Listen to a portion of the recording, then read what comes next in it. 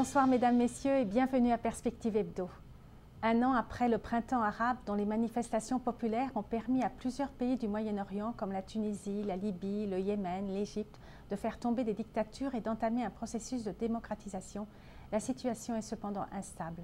Des chrétiens coptes en Égypte ont été assassinés en automne dernier. La Syrie est au bord de la guerre civile présentement avec plus de 7000 morts depuis un an. Le pape Benoît XVI appelle à trouver une solution pacifique en respectant la liberté religieuse. Il est important de comprendre d'où vient cette violence et pourquoi les chrétiens en sont la cible, alors que beaucoup de croyants des différentes religions souhaitent et œuvrent pour la paix. Pour nous éclairer, j'ai la joie de recevoir M. Carletu, directeur de Kenawa, l'agence du Vatican qui aide les chrétiens au Moyen-Orient. Bonsoir Carletu. Bonsoir. Merci de revenir parce que vous étiez venu il y a un peu plus d'un an, là, au moment du synode du Moyen-Orient avec mon collègue Sébastien Lacroix, et vous nous aviez parlé de la situation des chrétiens du Moyen-Orient. C'est toujours un plaisir d'être ici avec vous. Merci bien. Alors aujourd'hui, on voudrait d'abord parler de la Syrie, puisque les Syriens sont vraiment dans une situation dramatique. Et tout de suite, nous regardons un reportage de H2O qui vient juste de paraître. Bienvenue au programme hebdomadaire Là où Dieu pleure de l'association Aide à l'Église en détresse, consacrée aux souffrances de l'Église dans le monde. Aujourd'hui, le monde assiste au dit printemps arabe qui s'étend à tout le Moyen-Orient. Nous avons affaire à un mouvement formé surtout de jeunes qui veulent vivre comme les jeunes du reste du monde. Mais alors pourquoi les évêques syriens incitent-ils le peuple au cri de « évolution par révolution » ?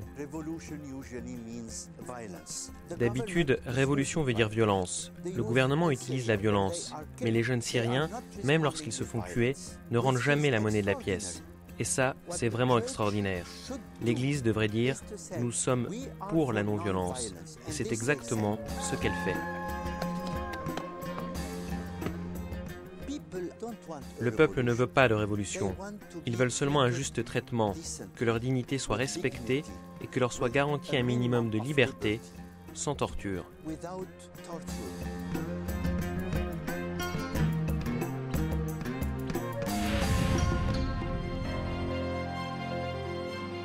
C'était donc un reportage d'H2O News sur la situation des Syriens actuellement. Donc la Syrie est dans une situation dramatique et les chrétiens sont un peu divisés. Alors, où est-ce qu'ils se situent exactement, les chrétiens, dans ce conflit? Il faut regarder le conflit en Syrie, évidemment proche d'une guerre civile. Depuis le début, il y a un an, de la révolution qui a commencé, vous savez, en Tunisie, ensuite l'Égypte, s'est répandue en Syrie. Ça a commencé par un mouvement populaire, comme dans les autres endroits. Oui. Et tout d'ainement, quand on a vu que le gouvernement Assad a réprimé de façon violente tous les citoyens qui étaient contre son régime, comme il l'a toujours fait dans son histoire. Ce n'est pas la première fois qu'on voit des gens se faire assassiner là-bas. Les chrétiens, eux, qui n'ont jamais, disons, participé comme tels aux manifestations, se sentent un peu dans un étau. S'ils sont trop pro-Assad, ça pourrait jouer contre eux si Assad tombe.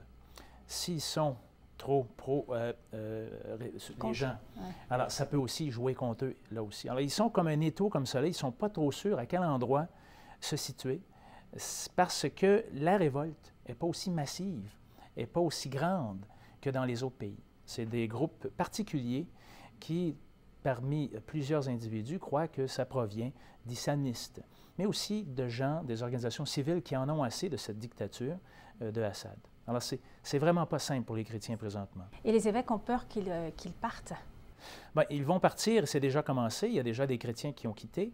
Pas nécessairement parce qu'il y a des attaques contre eux comme tels, malgré qu'il y a certains événements qui ont été rapportés contre les chrétiens. C'est vraiment la violence à Homs, par exemple, à Alep. Ces places-là où c'est bombardé jour après jour après jour, il y a des milliers de gens qui quittent, dont les chrétiens qui sont massivement à Homs. Alors, ils doivent quitter, se réfugier ailleurs. Certains sont déplacés dans d'autres villes, d'autres quittent pour la Jordanie ou le Liban, mais même là, entrer en Jordanie et au Liban, présentement, c'est très difficile. Les deux pays ne laissent pas entrer qui veut dans ces pays-là. Donc, les chrétiens sont prisonniers de ce conflit à ce moment-là. Et la hiérarchie, les patriarches, les évêques, les prêtres, se sentent dans une situation, mais qu'est-ce qu'on fait? Et ce n'est pas simple. C'est pas simple pour eux pour l'instant. Et est-ce que vous avez été, vous, en Syrie récemment? Non, l'automne, pas l'automne, mais au mois de janvier dernier, je me suis rendu en Jordanie, par contre. Et en Jordanie, c'est clair pour moi, comparé à mes autres visites, qu'il y avait de la tension dans l'air, de la grande tension. Les gens ont peur que la Syrie tombe. Pas parce que les gens aiment particulièrement Assad, c'est juste qu'un autre pays instable. Hein, on regarde le nord, qui a l'Irak, qui est un pays en grande instabilité, qui a amené des milliers, des dizaines de milliers de réfugiés en Jordanie, qui a créé des problèmes économiques aussi. Alors la Jordanie est frappée par toutes sortes de choses, et aussi la Jordanie a été frappée par les révoltes du printemps arabe également, de façon moindre. Mais quand j'étais en Jordanie, il y avait de la police partout, à tous les coins de rue. Je n'ai jamais vu ça avant. Il y avait des gens prêts à protester. Il y en avait d'autres qui démonstraient, qui faisaient des démonstrations contre les politiques sociales du gouvernement du roi. Alors, il y a des tensions en Jordanie présentement. Beaucoup m'ont partagé, les chrétiens entre autres, leur grande crainte que si la Syrie tombe, qu'il y a une chance que ça tombe aussi, que ça crée d'autres problèmes sociaux, économiques et politiques en Jordanie. Et si c'est le cas, ça va être le chaos aussi pour les chrétiens en Jordanie, qui est, disons, le paradis, si je peux m'exprimer ici, des chrétiens partout au Moyen-Orient présentement, un endroit très stable, où les chrétiens sont respectés par le roi et par les gens, mais il y a de la tension dans l'air en Jordanie. Si on va au Liban, là aussi, le Liban, qui, comme vous le savez, était sous la tutelle de la Syrie pendant de nombreuses années. Au Liban, on a des gouvernements pro-syriens, le Hezbollah et le parti du général Aoud, qui, eux, sont pro-syriens. Les autres, les sunnites et d'autres partis chrétiens qui sont anti-syriens, qui, évidemment, se battent le pouvoir. Présentement au Liban, voit ce qui se passe en Syrie. Bien, un groupe veut que Assad tombe, l'autre groupe ne veut pas que Assad tombe. Et présentement, il y a des soldats tout le long de la frontière de la Syrie qui ont mis même des mines un peu partout pour empêcher justement qu'il y ait de l'armement qui aille directement pour financer les rebelles ou financer, équiper le président Assad. Alors, c'est ça qui se joue présentement dans les frontières. Oui. Donc, c'est un peu pour empêcher aussi les gens de partir avec les bien, c'est une chose est certaine, il n'y a aucun pays présentement qui est prêt à recevoir recevoir d'autres réfugiés. Regardons, il y a 2 millions de réfugiés qui ont quitté l'Irak de 2003 aujourd'hui. 2 millions de réfugiés qui sont encore en Syrie, au-dessus de 1,5 million qui sont en Syrie, un autre 300 000, 400 000 qui sont en Jordanie et un autre 10 à 12 000 qui sont au Liban. Alors, c'est insoutenable pour ces pays-là.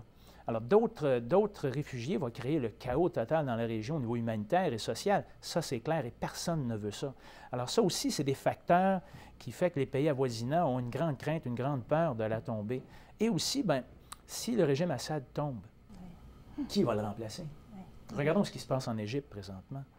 Il y a des guerres internes, il y a le chaos, il y a du positionnement politique qui fait en sorte qu'il y a les islamistes d'un côté qui veulent prendre, comme avec les salafis qui ont eu 24 du vote la dernière fois. Qui sont des extrémistes, on peut dire? Oui, ce sont des extrémistes. Il n'y a pas plus extrémistes que les salafis. Ils vont être extrémistes contre n'importe qui ne pense pas comme eux, même les musulmans.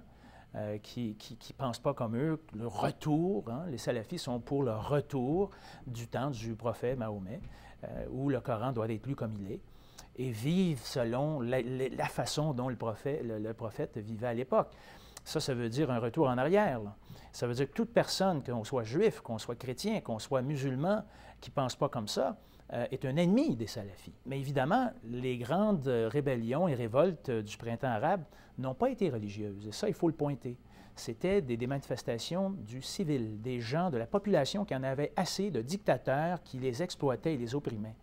Et c'est plus tard qu'on voit les islamistes et aussi ces différentes factions qu'on parle prendre un peu possession de ces mouvements-là. Alors, c'est ce qui se passe en Égypte.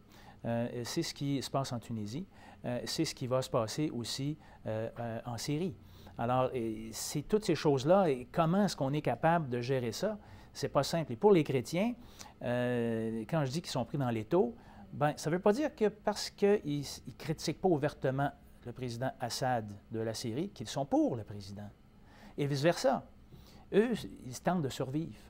Ils tentent de survivre le mieux qu'ils peuvent, et ça fait 2000 ans qu'ils font ça. Ce sont des experts à survivre.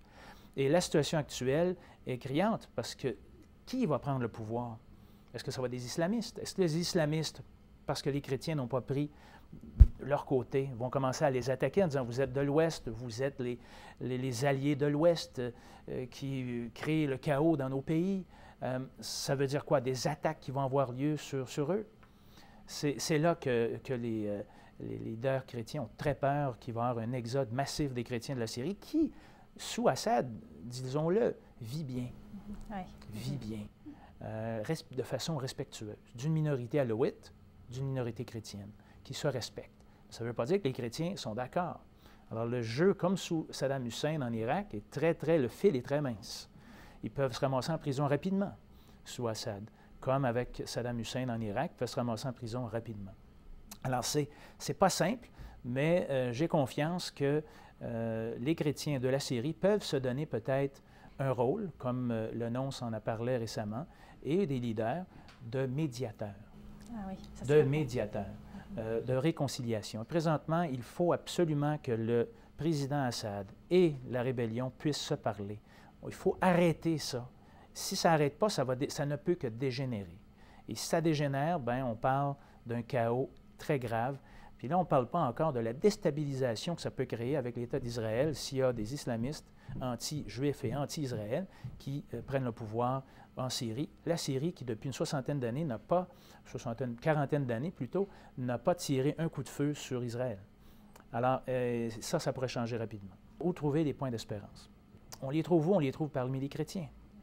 Les chrétiens qui génèrent beaucoup de travail humanitaire, beaucoup de travail interreligieux. Que Kanawha aussi supporte beaucoup. Absolument. Nous, notre organisme, merci de le souligner, vous êtes bien gentil. Notre organisme, évidemment, avec notre bureau de la mission pontificale, qui est basé à Jérusalem depuis 1949, travaille beaucoup justement avec toutes les églises locales au niveau humanitaire pour pouvoir renforcer la chrétienté qui est très affaiblie, fragilisée, à tous les niveaux, au niveau social, au niveau communautaire, au niveau politique, au niveau éducatif, pour permettre justement aux chrétiens de jouer un rôle toujours important. Alors, en étant éduqués, en étant bien présents dans notre communauté, on peut, créer de l'emploi.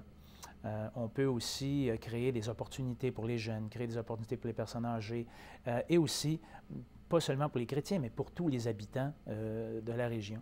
Et les chrétiens apportent cette chose-là qui est très importante. Le fait d'être un petit nombre, si on revient à 2000 ans, il y avait 12-13 chrétiens dans une petite salle que lorsque Jésus a ressuscité et qui a amené son souffle et l'esprit, et qui souffre encore aujourd'hui, je crois, en Terre Sainte, grâce justement à cette présence chrétienne, peu nombreuse, mais si importante.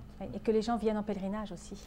C'est ça. Des questions que j'entends souvent, que les gens me croisent ou on discute, qui refusent d'aller en Terre Sainte, je leur dis, mais pourquoi? Ils disent, oui, mais regardez ce qui se passe en Syrie, en Égypte, j'ai peur. J'ai dit, vous n'aurez jamais personne qui va vous attaquer si vous allez en pèlerinage en Israël et en Palestine. Jamais. Pourquoi? Parce que vous êtes le bienvenu.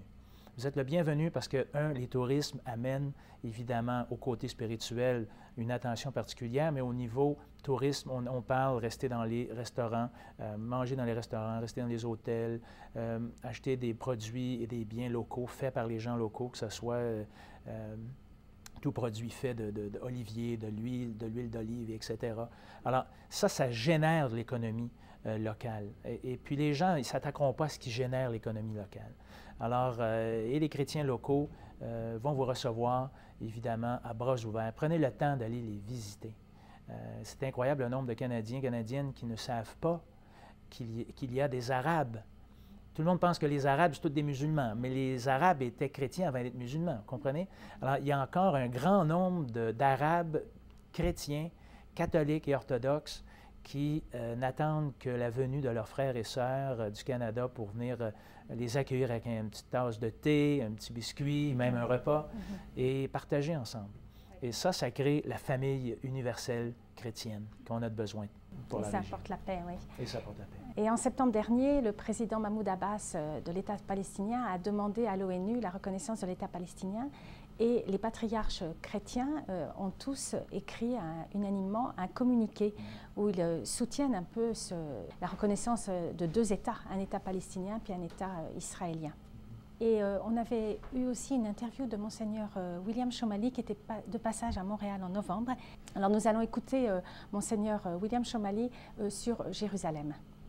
Le même endroit est sacré pour les trois religions, sauf que les chrétiens n'ont pas d'ambition territoriale. Mais pour les juifs et les musulmans, c'est un lieu contesté. Les juifs disent que c'était le lieu du temple et les musulmans disent que depuis 13 siècles, ça leur appartient. Donc chacun parle de son propre droit. Comment résoudre ce conflit? J'avoue que ce n'est pas facile. Il faut beaucoup de bonne volonté. Il faut que les théologiens et les politiciens se mettent ensemble avec des hommes de bonne volonté pour faire de médiateurs.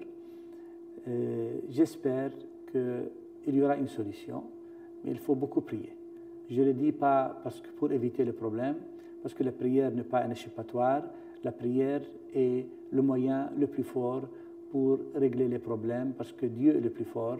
Il peut intervenir, il peut même forcer la réalité dans la bonne direction. Nous disons qu'il est maître de l'histoire. S'il est maître de l'histoire, il peut changer le cours de l'histoire. Autrement, il n'est pas maître de l'histoire. Jérusalem devrait être une ville ouverte aux trois religions abrahamiques, mais aussi doit appartenir à deux peuples. Dans le communiqué a évité d'employer le mot capitale, exprès, pour ne pas susciter de heurts. Mais une fois qu'il est dit que Jérusalem doit appartenir à deux peuples, déjà cette affirmation signifie vraiment beaucoup. Donc je peux conclure que les chefs religieux chrétiens, en publiant ce communiqué, à l'unanimité, signé par tous, ont voulu manifester une attitude commune pour vraiment résoudre ce grand problème qui est une clé pour une paix non seulement en Terre Sainte, non seulement une paix régionale dans tout le Moyen-Orient, mais aussi pour une paix mondiale. Car s'il y a convivialité, harmonie, réconciliation à Jérusalem, entre les trois religions et les deux peuples, cela peut influencer positivement d'autres situations dans le monde. C'était donc un extrait de Monseigneur William Chomali, évêque auxiliaire de Jérusalem, qui parlait du communiqué des patriarches au sujet de la reconnaissance de l'État palestinien. Donc, Monseigneur Chomali parle beaucoup de Jérusalem, qui a un statut un peu spécial. Et que pensez-vous de ce communiqué? Oui, c'est très important que les leaders des églises se prononcent. Parce que tous les patriarcats de Jérusalem datent du temps de Jésus.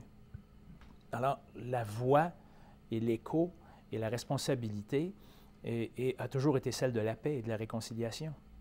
Comment peut-il avoir réconciliation s'il n'y a pas deux États? Et c'est un peu ça le communiqué. C'est vrai que les Palestiniens, il y a 66 ans passés, ne voulaient pas d'une partition. Arafat s'est battu, il y a eu de la guerre, il y a eu des tourments, il y a eu beaucoup de gens qui sont morts des deux côtés. Mais maintenant, les Palestiniens ont fait un long chemin.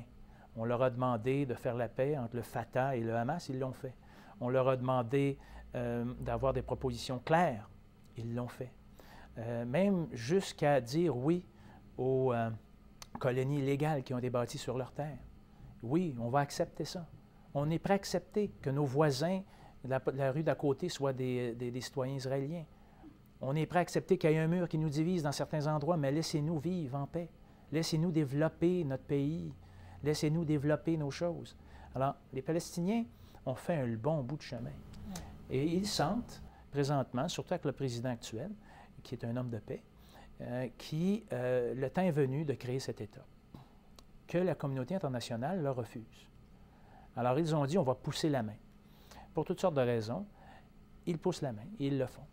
Alors, le communiqué, lui, se veut pas nécessairement un communiqué politique, mais un communiqué de paix. Et cette paix peut être créée que si les 4,5 millions de Palestiniens qui vivent dans la Cisjordanie puissent avoir un sens, une possibilité de créer leur propre destin. Est-ce que ça veut dire, peut-être des attaques contre Israël? Bon, on ne le saura jamais. Ça ne peut pas être pire que ce que ça a déjà été. Alors, on peut juste aller de l'avant. Oui. Quand j'étais là-bas avec les évêques, certaines personnes qu'on a rencontrées, autant du côté politique de certains consuls et d'autres, nous disaient, mais pourquoi est-ce qu'Israël négocierait une entente avec les Palestiniens? Ils prennent tout déjà.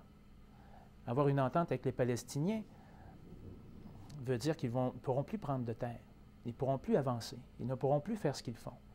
Alors, où est-ce qu'on va? Oui. Et alors, il y a une exaspération d'un peu tout le monde. Oui. On a rencontré des gens du côté israélien, du côté palestinien. Il y a une frustration très élevée. Mais une chose est certaine, la paix peut avoir lieu seulement s'il y a un dialogue. Oui, des négociations, et c'est long, mais il faut continuer. C'est ça. Mais le problème, c'est que, et les Palestiniens en sont conscients, et les Israéliens aussi, d'ici 10 ans, si le rythme actuel continue, où Israël prend des terres et des terres en Cisjordanie, dans les territoires palestiniens, ça va être impossible de former un État palestinien, parce qu'il va être fragmenté. Il va être séparé par des colonies. Ah ouais. Ça va être impossible d'avoir un État territorial uni pour les Palestiniens. Et tout le monde en est conscient. C'est pour ça que les Palestiniens veulent une entente le plus rapidement possible et ils sont prêts à concéder beaucoup, même peut-être beaucoup trop d'après leurs propres citoyens. Et Israël qui peut-être n'a pas intérêt à ce qu'il y ait un État palestinien. Alors, c'est à eux de débattre ça. Et le premier ministre d'Israël est présentement au Canada pour sa tournée. On verra la position canadienne dans tout ça, qui, à mon avis, devrait être un peu plus équilibrée, un peu plus de discernement peut-être, pour permettre aussi au Canada de jouer un rôle pour la paix avec les Palestiniens. Si Israël et la Palestine s'entendent, ça sera quand même un exemple pour tout le Moyen-Orient. Bien absolument. Ouais. On a tous à gagner par la paix. S'il y a déjà une entente, s'il y a déjà quelque chose de concret, bien, on peut bâtir dessus. On bâtit sur quelque chose. Mais s'il n'y a rien, on ne peut pas bâtir sur quelque chose. Donc, c'est la frustration qui mène. C'est la désespérance. Quand on est désespéré, on fait des choses désespérées. Ça crée quoi? Ça nourrit les fondamentalistes qui, au lieu de bâtir la paix, vont dans une autre idéologie de combat, de djihad, pour pouvoir se libérer, eux, ce qu'ils trouvent être l'ennemi, juré. Et c'est ce genre de mentalité-là qu'il faut éliminer. Oui. C'est pour ça que l'éducation, les rencontres interreligieuses, comme c'était un des aspects du synode, là vous en avez parlé il y a 2 ans, quoi. Là on attend bientôt les résultats, l'exhortation apostolique.